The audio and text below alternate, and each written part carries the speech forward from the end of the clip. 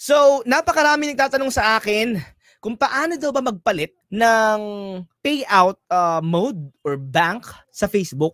Gagawa tayo ng step-by-step tutorial para madali nyo masundan kung paano magpalit ng bank sa inyong Facebook payout. Sana all monetize sa Facebook para may nare-receive na. Kasi yung iba gusto magpalit ng bangko, hindi ko alam, deactivated na natin yung bank nila or something like that. So, tuturo ko sa inyo ngayon yung step-by-step kung paano magpalit ng bangko sa Facebook payout. Alright? So, eto na. Tuturo ko sa inyo yung sa PC at saka yung sa using cellphone. Right? Para mas masundan ninyo. So, ito yung aking Facebook account. Okay? If you want to change to your Facebook profile na iba, ayan, change nyo lang. So, magpapalit tayo sa ating Facebook account. Unang-una, click nyo muna yung account ninyo and then i-click natin yung profile.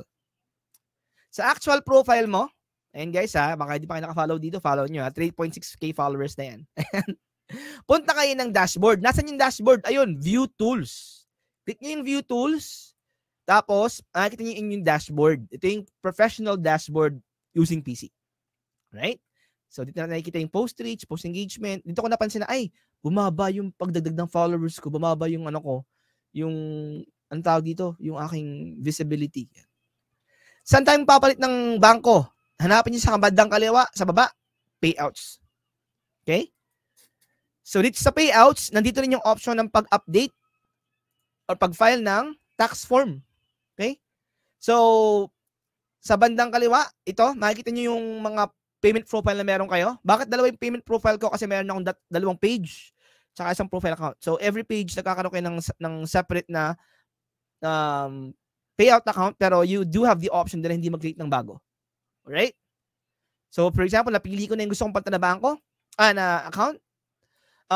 Itong settings, i-click natin. And then, nandito na yung page to change or to update yung payment profile. So, as you can see, nandito rin yung option to update yung tax form. Dalawa yung tax form ko rito na fill out. Isa yung PDF, W8BEN, at saka W8 for services. Verify na rin yan. Ito yung pag-update ng tax form. Dito naman yung pag-update ng payment. Kung nakikita nyo yung payment ko is PayPal, Bluetooth Gaming. So, ito yung page ko na Bluetooth na gaming. Click nyo yung update and ayun na. Bibigyan ka ng option na magpalit ng payout option. So, bank. So, piliin yung Philippines, lagyan nyo yung bangko, account holder's name nung sa bangko, and yung SWIFT code, account number. SWIFT code, Google nyo lang. Sa SWIFT code, usually, pag nag-Google kayo ng SWIFT code, for example, Security Bank SWIFT code,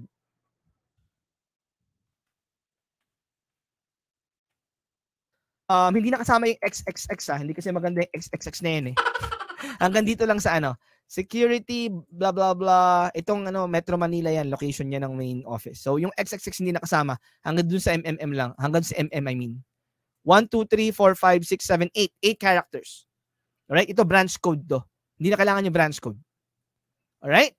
So yun yung pagpapalit ng payout settings sa PC. And then, kailangan mo lang i-update. And then, by the way, reminder lang, pag nag-change kayo ng payout, merong 5-day hold.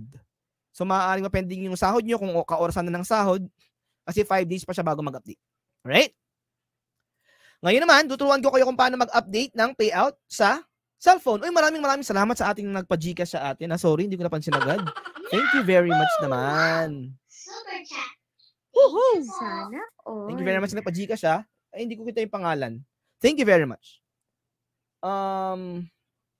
Si Filipino Success. Salamat, Filipino Success Sorry, hindi ko nakita kagad. Eto na. Okay. So, paano magpalit ng payout or ng bank information using your cellphone? Alright, so ito yung cellphone natin. Siyempre, open nyo yung Facebook. Alright, nasa live tayo. Ayan. Sa Facebook mo, open mo yung account na gusto mong palitan yung payout. Of course, again, meron akong page, tsaka meron akong personal profile. Dito tayo sa personal profile. Pumunta kayo sa dashboard. Paano kayo makakapunta ng dashboard? Punta kayo ng view tools.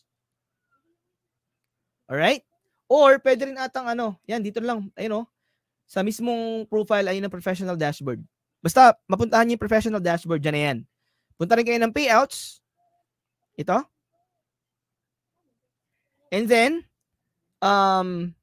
ito yung drop down. Kung meron kayong multiple payouts, ayan yung multiple payouts ko. So, again, piliin mo kung alin dyan yung gusto mong i-edit.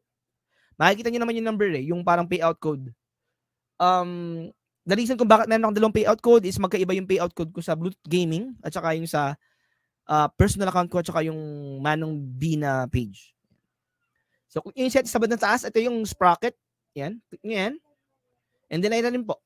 Dito kayo pwede mag-update ng tax form, etc. etc. And yung ating payment info. Ayan. Meron din siyang notice bang warning. Mayroong 5-day hold. And then, pag click mo yung update, i-ask kang mag-login. So, kailangan mo mag-login ulit and then fill out the information and that's it. Alright? So, pwede siya gamit ang cellphone or PC. So, it's up to you kung anong gusto mong gamitin. Pero ganun lang po kadali magpalit ng payout using or sa Facebook profile. Alright? So, yun. Yan ang content natin.